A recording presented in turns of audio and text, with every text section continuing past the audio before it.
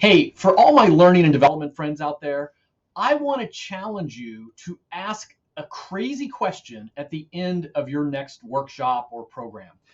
In fact, the question is so crazy, this is more like a dare. I double dog dare you to ask this question.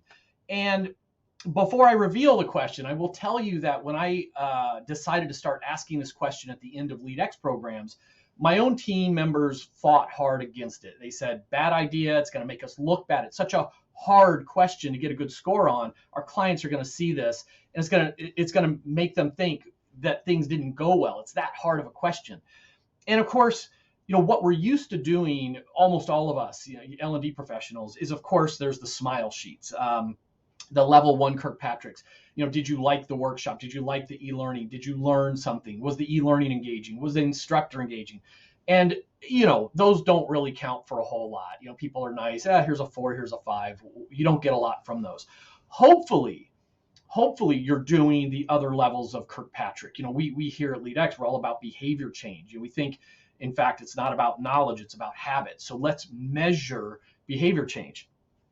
So hopefully we're doing that. That's good. This crazy question I'm about ready to share isn't designed to ignore all that. And in fact, we like to ask the Net Promoter Score question. Would you recommend this workshop, program, e-learning to a colleague? We think that's a good thing.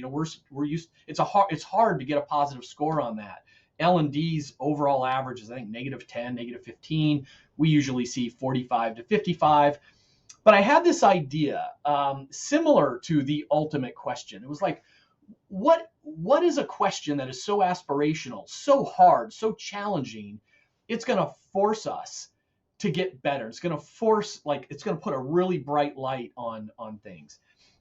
So here's the question. I dare you to ask at the end of your next program, your next workshop, whatever. Was this the single best workshop you've ever participated in? Or was this the single best e-learning module you've ever taken? Was this the single best coaching experience, coaching session you've ever had? Yes or no? That's it. It's not even a liker. It's not even a 1 to 5. It's yes or no. Like, it can't be harder than that. Was this the single best L&D thing you've ever had in your life? Yes or no? And of course, as I mentioned, my team says, come on, like, we could be really darn good. But what are the odds it's going to be the single best session they've ever been to?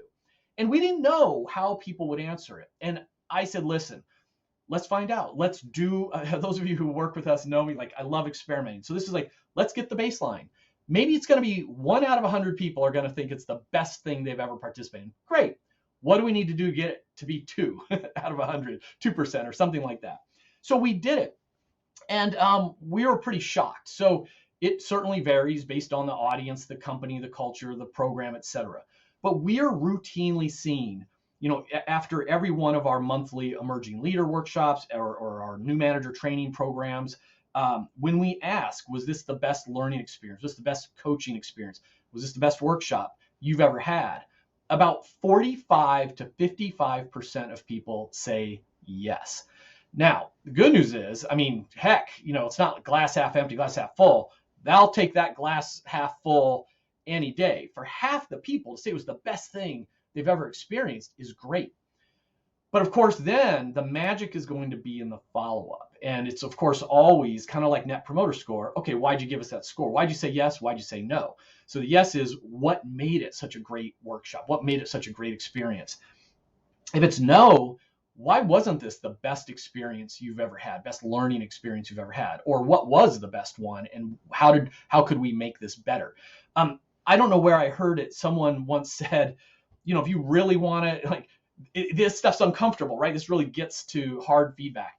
If you want to be a great spouse or partner, you want to be a great parent, man, try asking your teenager something like, on a score of 1 to 10, how good have I been as a dad in the last week? And I'll be, oh, no, you've been a good dad. Great. What's the number? Oh, easy. 8, 9, really good dad. But the real question is, okay, kid, what would I have had to have done to make it a 10?